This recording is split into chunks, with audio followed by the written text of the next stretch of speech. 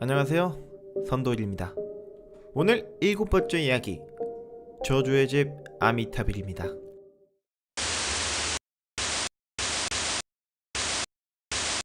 1974년 11월 3일 새벽 3시경 미국 뉴욕시 외곽의 작은 동네 아미타빌에서는 일가족 6명이 숨지는 끔찍한 살인사건이 발생했습니다. 곡장 범인으로 지목된 사람은 경찰이 도착한 뒤 어쩔 줄 모르고 주의를 배회하던 대피오의 가족인 장남 로날드 대피오. 로날드는 곡장 경찰서로 연행이 되었고 재판에 회부된 그는 6개의 독립적인 종신형을 받고 평생을 감옥에서 살게 됩니다. 화목하기만 했던 이 가족들을 갑자기 죽인 장남은 가족을 살해한 것은 내가 아니라 악마다라는 영문 모를 소리를 했습니다. 로날드는 잠을 자고 있는 가족을 한 명씩 35구경 소총을 사용해 아주 정확히 흉부를 노려서 쏴 죽였습니다. 이 모든 짓은 악마가 가족을 죽이라고 명령했다고 합니다. 정말 믿기지 않는 이야기지만 실제로 비슷한 사건 중에서 미국의 한 소년이 부모를 도끼로 살해한 사건이 있었는데 그 아이는 원래 도끼가 집에 있는지도 어디에 있는지도 몰랐고 혼자 힘으로 마당에 매장까지 한 사건이었죠. 아무튼 아미타빌 저택은 장남이 감옥에 들어가게 되면서 벌어지게 됩니다. 사건이 일어난 1년 후 조지와 캐시 루츠 가족은 이 아미타빌에서 무슨 일이 있었는지는 알고 있었지만 넓은 집과 사건이 터져 가격이 매우 떨어진 이 집에서 살기로 결정을 하게 됩니다.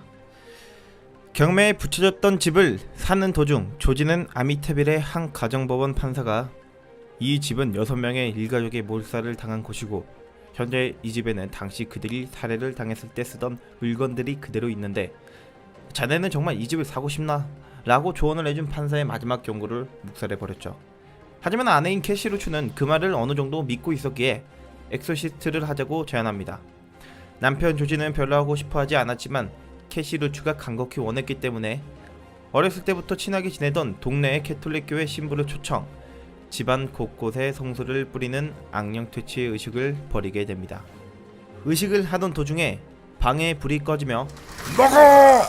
라고 소리치던 어느 남자의 찢어지는 듯한 비명이 방 안에 울려 퍼졌습니다. 모든 가족들은 그 비명 섞인 소리를 듣긴 했지만 믿고 싶지 않아 태어난 척 넘겨버렸죠. 그리고 첫날 밤 3시 15분 대피오가 살인을 저질렀던 시간에 조지가 깹니다. 일어난 조지는 알 수 없는 불편함과 표현할 수 없는 이상한 공포감을 느끼게 되죠. 그 후 아무 이유 없이 직장을 나가지 않고 매일같이 거실에 앉아 있습니다. 그리고 항상 가정적인 모습을 보여준 아버지이며 남편이었는데 딸아이가 실수로 유리컵을 깨트리자 갑자기 신경질 내면서 나무 수저로 아이를 마구 때렸다고 합니다. 하지만 이건 시정에 불과했죠. 12월 25일 방에 불을 끄고 둥근 달을 보고 있던 조지는 갑자기 자신의 딸 미시에 대해 나타난 돼지 같은 형체의 괴물을 목격합니다. 조지가 비명을 지르자 그 물체는 어디론가 사라졌고 딸 미시는 아버지에게 걔는 내 친구야 라는 괴이한 답변을 듣게 됩니다. 12월 26일 조지는 갑작스러운 보통 때문에 고생을 하고 그의 아내는 계속하여 부엌에서 이상한 향수 냄새를 맡는다고 말했고 조지의 아내 캐시는 크리스마스 때문에 가지고 왔던 돌로 된 사자상이 움직이는 것을 느낄 수 있었으며 저녁밥을 먹고 거실로 가던 조지 씨는 사자상에 걸려 넘어진 뒤 다리에 사자가 물린 자국 같은 상처를 입게 됩니다.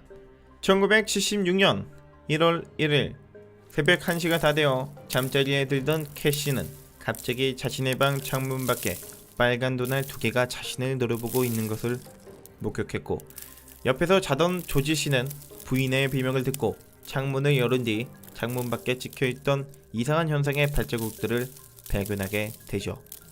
계속 이상한 일들이 벌어지자 조지 가족은 초자연 현상을 분석해줄 전문가들을 부르게 되고 그 분야의 최고인 워렌 부부가 오게 되며 집안 구석구석을 촬영하면서 분석하기 시작합니다.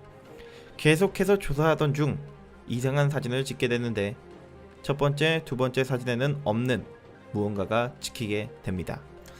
마지막 사진에는 기묘하게도 이 집에 어린아이가 찍히는 게 목격됐죠. 이때는 집에 어린아이가 아예 없었다고 합니다. 전문가들은 사진을 분석했고 그 결과 사진에 찍힌 미스테리한 아이는 아미타빌 저택에 일어난 사건의 피해자 가족인 막내 아들인 존 매트코스와 매우 흡사하게 생겼다는 사실을 알아냅니다. 크기나 머리 가르마, 코, 입모양 등 이 정체불명의 소년과 피해자의 막내 존 매트코스와 매우 닮았죠. 이후 조지 가족은 당장 아미타빌 저택을 버리고 다른 곳으로 이사를 가게 되면서 마무리되는 듯 싶었지만 아미타빌 집이 언론에 보도돼서 유명세를 타자 영화를 만들게 되는데 조지의 아내인 캐시 러치의 실존 인물이 촬영 2주차에 돌연 사망하게 됩니다. 지금도 유명한 공포의 집 아미타빌, 요즘은 귀신들이 안 나온다고 전해지지만 밤에 가끔씩 그 길을 지나갈 때마다 울음소리가 들려온다고 하죠. 오늘은 여기까지. See you next illusion.